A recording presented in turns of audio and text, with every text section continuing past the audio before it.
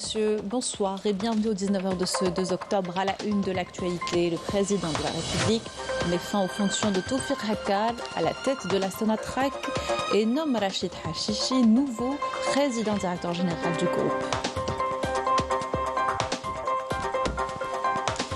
Le plan du président de la République pour une solution politique à la crise au Niger accepté. Ahmed Attaf prochainement à Niamey pour entamer des discussions préparatoires. Le général à la retraite Hossein Ben Hadid, inhumé au cimetière de Ben Aknoun à Alger après une oraison funèbre où les qualités et le parcours du défunt Moudjahid ont été mis en avant.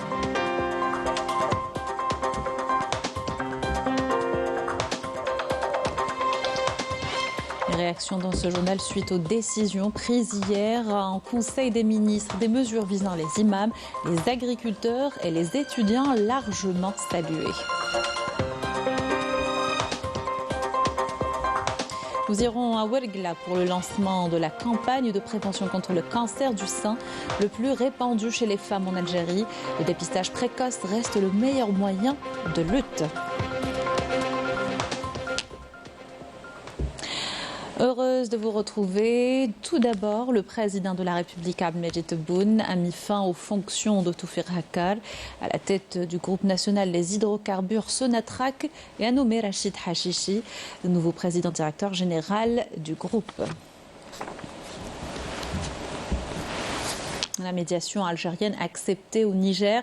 Le gouvernement algérien a reçu par le canal du ministère nigérien des Affaires étrangères une notification d'acceptation de la médiation algérienne visant à promouvoir une solution politique à la crise au Niger dans le cadre du plan de règlement présenté par le président de la République, Abdelmadjid Tebboune. Cette acceptation de l'initiative algérienne conforte l'option de solution politique à cette crise et ouvre la voie à la réunion des conditions devant permettre de la surmonter pacifiquement dans l'intérêt du Niger et de l'ensemble de la région. Prenant acte de cette notification, le président de la République a instruit le ministre des Affaires étrangères de la communauté nationale à l'étranger, Ahmed Attaf, de se rendre à Niamey dans les plus brefs délais en vue d'y entamer des discussions préparatoires sur la mise en œuvre de l'initiative algérienne avec toutes les parties prenantes. Et retour à présent sur les plus importantes décisions hier du Conseil des ministres. Le chef de l'État a instruit l'élaboration du statut particulier de l'imam, l'augmentation du montant de la bourse universitaire ainsi que l'approvisionnement en produits de large consommation. Des mesures en faveur des agriculteurs touchés par la sécheresse ont également été prises. Melika Bellel. À partir du mois d'octobre, en cours, la bourse universitaire sera de 2000 dinars par mois au lieu de 1300 dinars. Le président de la République en a décidé ainsi lors du Conseil des ministres qu'il a présidé hier et au cours duquel il a salué la contribution qualitative du secteur de l'enseignement supérieur dans le renforcement de la production nationale. Un secteur qu'il a appelé à créer des connexions entre les universités algériennes et leurs homologues à l'étranger à travers des jumelages. Concernant la rentrée scolaire 2023-2024, le président de la République a enjoint au gouvernement d'achever dans un délai ne dépassant pas 2 semaines l'équipement des écoles réaménagées ou nouvelles et de prendre en charge toutes les préoccupations des parents d'élèves, même les plus simples en ce qui concerne la scolarisation de leurs enfants, en fournissant immédiatement les solutions nécessaires. Par ailleurs, et au chapitre agriculture, et pour venir en aide aux agriculteurs touchés par la sécheresse, le président de la République a ordonné, entre autres, la suspension du remboursement des crédits agricoles RFIG pour une durée de 3 ans et le paiement par l'État des taux d'intérêt. Il est également question d'indemniser les agriculteurs pour les semences malsaines et leur dotation en semences et engrais à titre gracieux et d'organiser l'importation pour qu'il n'y ait pas de pénurie et de manière à protéger le produit national. Au chapitre commerce, le président de la République a affirmé que l'État est capable de garantir avec aisance la stabilité économique et sociale à la faveur de la loi sur la concurrence, réitère son engagement à subventionner tous les produits de large consommation, quel que soit leur prix sur les marchés internationaux, assurant que l'État frappera d'une main de fer quiconque oserait toucher aux vivres des Algériens. Concernant le secteur des affaires religieuses, le président a ordonné l'élaboration du statut particulier de l'imam qui comprendra une révision des salaires de cette catégorie ainsi que l'attribution des logements de fonction aux imams dans toutes les grandes mosquées des wilayas ou au niveau des nouvelles agglomérations. Le Conseil des ministres, qui a approuvé un projet de loi relatif à la lutte contre le faux et l'usage de faux, a appelé à l'élaboration d'un plan national, notamment pour les communes enclavées et les wilayas nouvellement créés, en vue de prendre en charge l'état des routes et de l'aménagement urbain. Et ces décisions ont été largement saluées. La revalorisation de la bourse, par exemple, a été accueillie positivement par les étudiants, comme vous allez le voir dans ce sujet signé Malika Belej. Une augmentation de 35% du montant mensuel de la bourse d'étudiants est prévue dès ce mois d'octobre. Elle passera de 1 300 à 2 000 dinars par mois. Une mesure qui devra contribuer à l'amélioration de la situation sociale des étudiants. Décision plus que bienvenue et largement saluée par les premiers concernés. Nous saluons cette initiative prise par le président de la République. C'est une augmentation qui tombe à point nommé.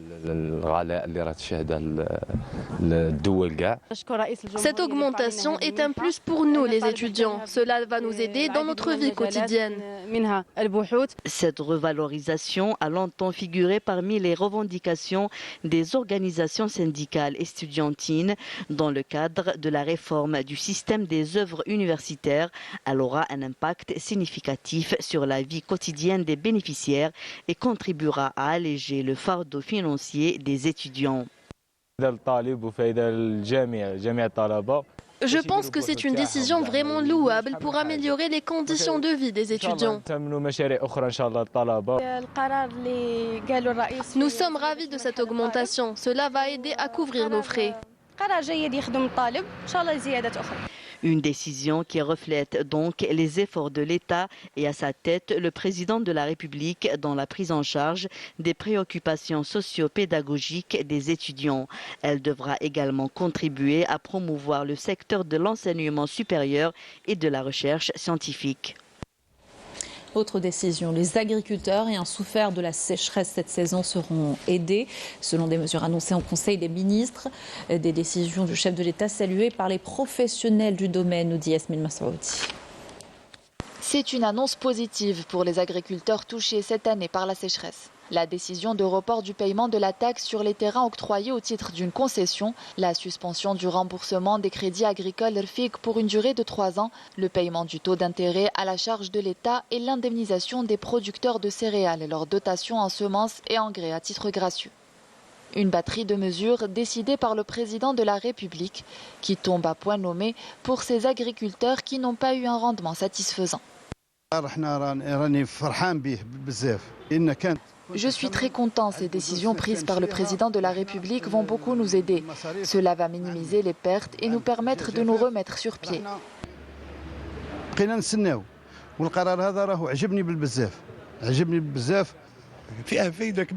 C'est une très bonne chose pour nous les agriculteurs, surtout en ce qui concerne l'octroi de semences à titre gracieux. Cela va considérablement nous encourager à travailler davantage.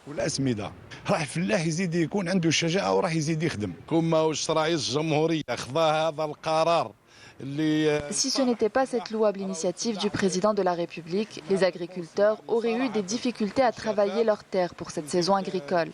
Ils ont subi de lourdes pertes dues à la sécheresse ainsi que les crédits bancaires. Je tiens à remercier le président de la République au nom de tous les agriculteurs du pays.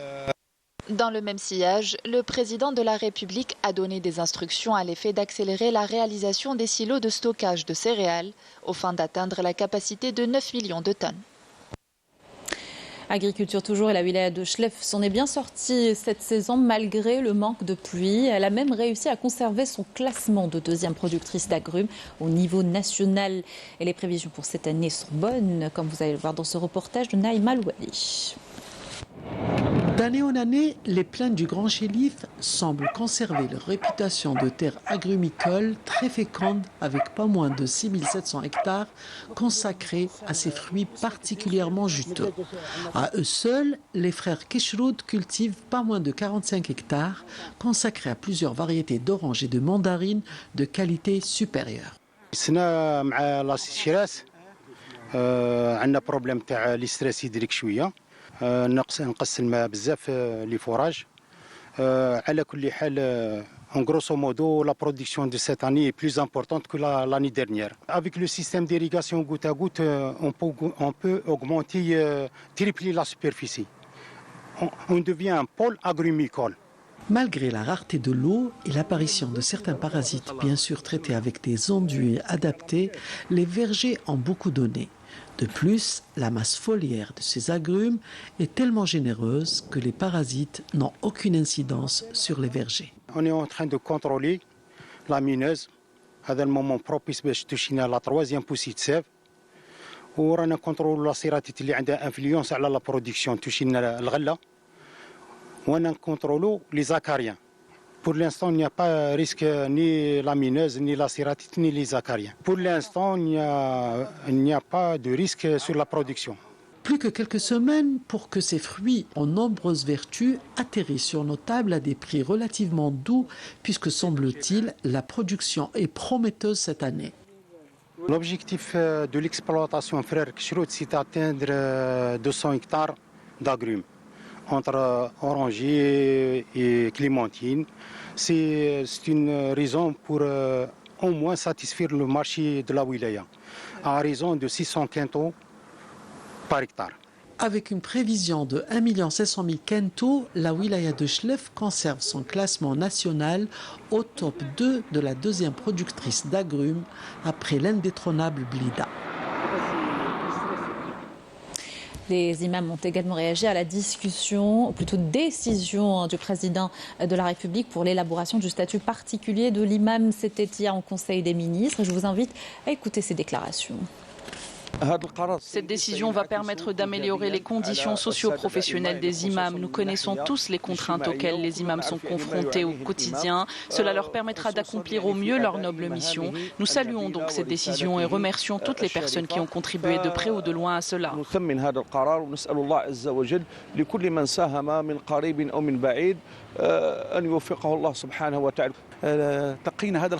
Les gestionnaires des mosquées, toutes catégories confondues, ont reçu la nouvelle avec beaucoup de satisfaction, notamment pour ce qui est de l'attribution de logements de fonction. Ces logements étaient déjà attribués auparavant, mais cela restait insuffisant. La cerise sur le gâteau pour nous était l'octroi de logements au niveau des nouvelles agglomérations.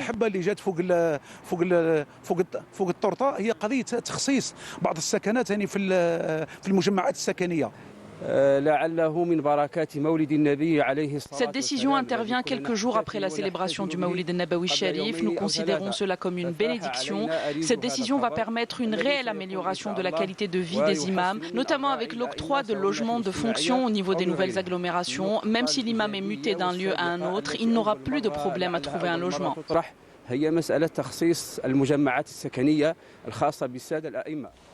Voilà pour ce volet consacré aux retombées du Conseil des ministres qui a été présidé hier par le président de la République. Dans l'actualité, le général à la retraite Hossein Ben Hadid a été inhumé ce lundi au cimetière de Ben Aknoun à Alger.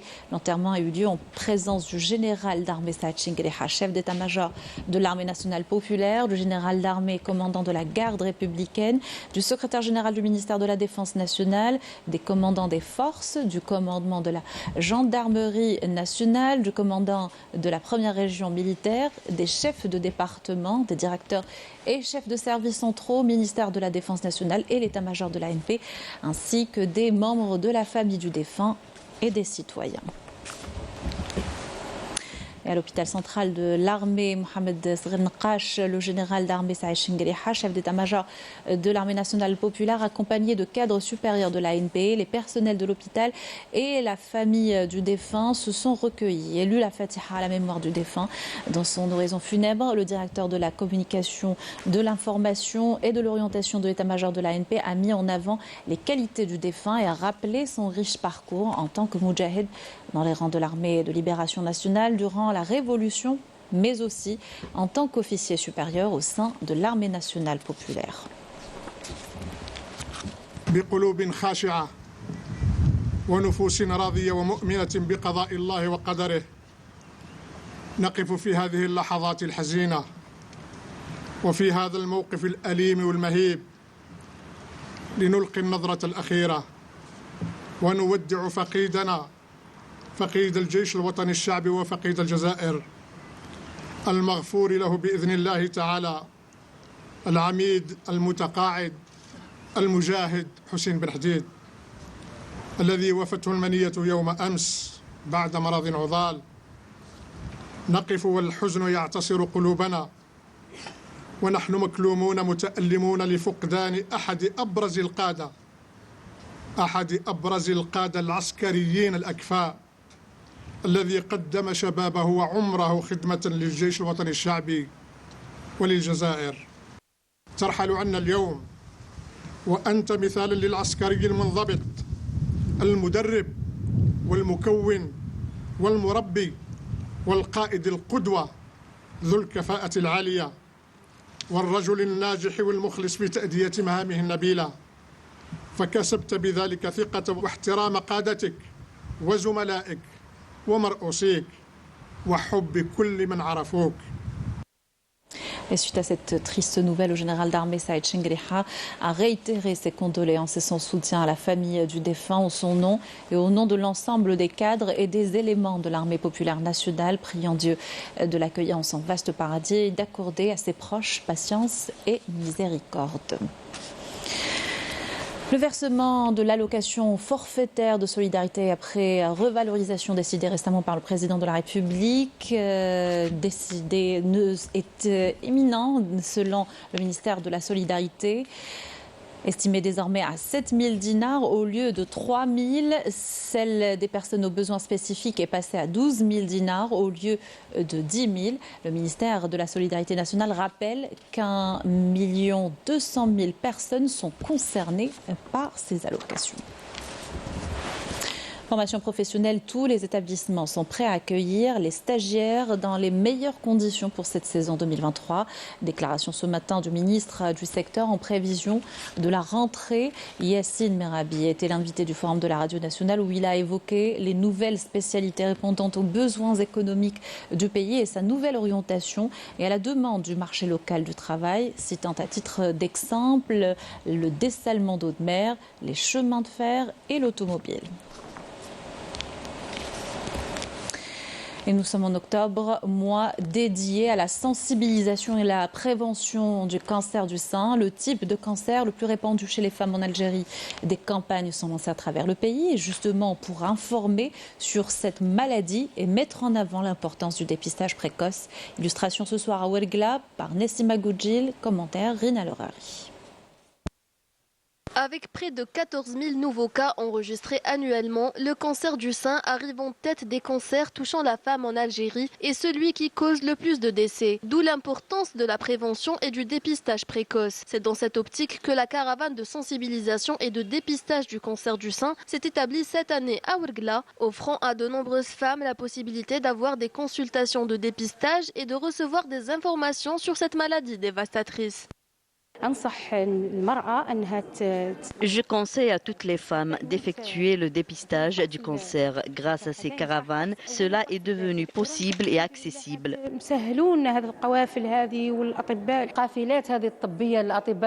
Je remercie tous les médecins présents qui nous accompagnent et nous prennent en charge durant la campagne d'Octobre Rose. C'est une très bonne initiative. Je suis venu inscrire ma femme pour qu'elle puisse effectuer son dépistage. Alors exactement 10 ans de dépistage, 10 ans de travail de terrain et quand même nous avons quand même plus de 25 000 femmes dépistées. 36 wilayas sillonnés et aujourd'hui on est à Ouergla.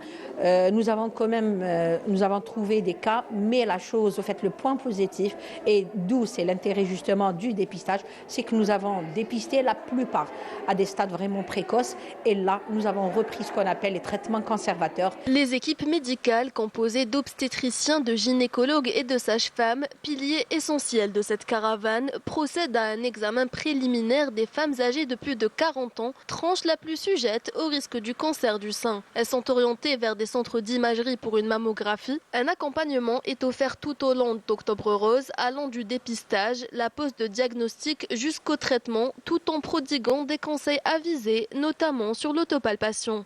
Les femmes doit être donc éduquée, sensibiliser les femmes plus de 40 ans. Donc quelque chose qui est obligatoire de faire la mammographie.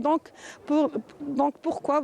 Pour le dépistage précoce de cancer du sein. On commence tout d'abord par la mammographie. Après les clichés qui sont juste ici, on les examine et si par besoin, on a besoin de compléter par une échographie, on continue sur l'autre pièce. Alors, et enfin, on classe la maladie selon une classification bien précise et on note ce qu'on doit faire comme conduite à tenir. En cas d'un diagnostic positif au cancer du sein à un stade précoce, on doit commencer tout d'abord par une biopsie qui va confirmer le diagnostic et puis on va l'orienter pour d'autres traitements, comme par exemple la chimiothérapie, la radiothérapie, voire même la chirurgie. Le dépistage du cancer du sein demeure le meilleur rempart pour détecter toute anomalie à un stade précoce, augmentant ainsi les chances de guérison. Santé toujours et la numérisation du secteur est en cours. Les étapes franchies commencent déjà à porter leurs fruits, ont permis une meilleure gestion dans certains établissements. Résultat, la charge du corps médical est allégée pour un meilleur accompagnement des patients. Illustration ce soir à l'hôpital d'El Barouaguia par Fatima Zahra Ben Farjella, Rina Lorari. La numérisation des hôpitaux est une nécessité impérieuse. C'est le cas de l'établissement hospitalier d'El Barouaguia, où la numérisation a non seulement facilité le travail des soignants, mais a également amélioré la prise en charge des patients. Le temps d'attente pour les patients a été considérablement réduit. Les cas d'urgence, comme les IDM, sont efficacement pris en charge grâce à la mise en place d'un système de tri. La numérisation du secteur de la santé, en particulier les hôpitaux, a allégé la pression sur le corps médical et a permis une meilleure prise en charge des patients. L'adoption de la gestion électronique des dossiers médicaux offre aux équipes médicales de différentes spécialités la possibilité d'établir des diagnostics de manière plus rapide et efficace. Désormais, nous n'avons qu'à demander le bilan des patients au laboratoire et nous le trouvons dans son dossier médical électronique. Cela nous permet d'être mieux organisés et de mieux traiter nos patients. C'est une très bonne chose. Grâce à cette numérisation, le temps d'attente a été considérablement réduit. Chacun a son ticket et passe une fois son tour arrivé. La numérisation a été introduite au premier semestre de l'année 2023. Elle concerne tout d'abord le traitement des dossiers médicaux dans le service des urgences chirurgicales. Au cours du second semestre de la même année, nous avons lancé la mise en place de ce système dans l'ensemble des établissements hospitaliers, atteignant un taux de 95%. La numérisation du système de santé est une étape fondamentale dans l'amélioration des services médicaux au sein des établissements de santé publics. Ouverture ce lundi à Oran de la 13e édition du Salon international de la transition énergétique et des énergies du futur. Une cinquantaine d'exposants, dont une dizaine d'étrangers, y prennent part. Il s'agit d'un espace d'échange entre professionnels du domaine et acteurs majeurs de la transition énergétique en Algérie, comme Sonatrach, JK et bien d'autres. Et cette réunion d'évaluation de la saison estivale, présidée par le ministre du secteur Mourtaj Didouche, a fait savoir à l'occasion que l'Algérie avait enregistré près d'1,5 million de touristes étrangers entre janvier et août 2023.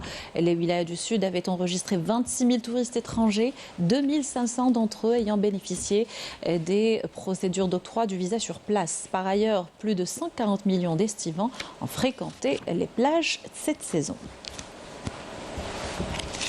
Dans l'actualité, le bureau d'Alger pour la construction et le soutien à la Palestine, en collaboration avec l'Union générale des travailleurs algériens, a organisé un rassemblement de soutien à la Palestine où la levée du blocus sur Gaza a été réclamée.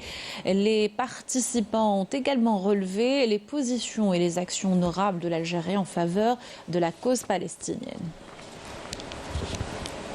Justement, les exactions sionistes en Palestine occupée sont quasi quotidiennes.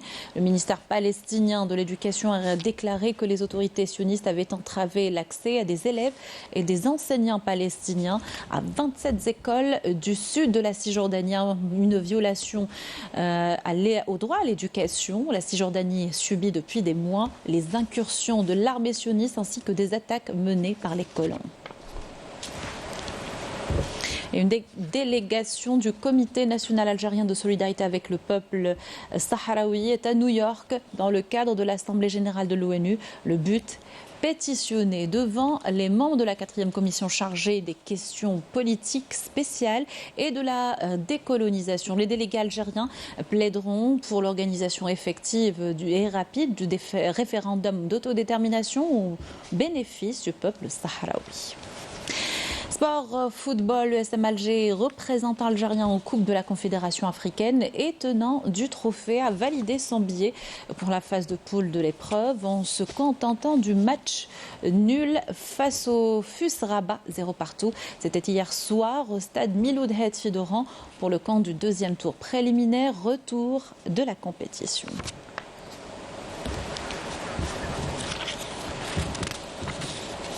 Autre représentant algérien, mais en Ligue des Champions, le CR Belouizdad reçoit le club Sierra Leone de Bow Rangers. Un match comptant pour le deuxième tour préliminaire retour de l'épreuve. Le match est toujours en cours au stade Miloud Hetfi d'Oran. Voilà, c'était la dernière information de notre journal. Merci de l'avoir suivi. Excellente soirée sur Canal Algérie.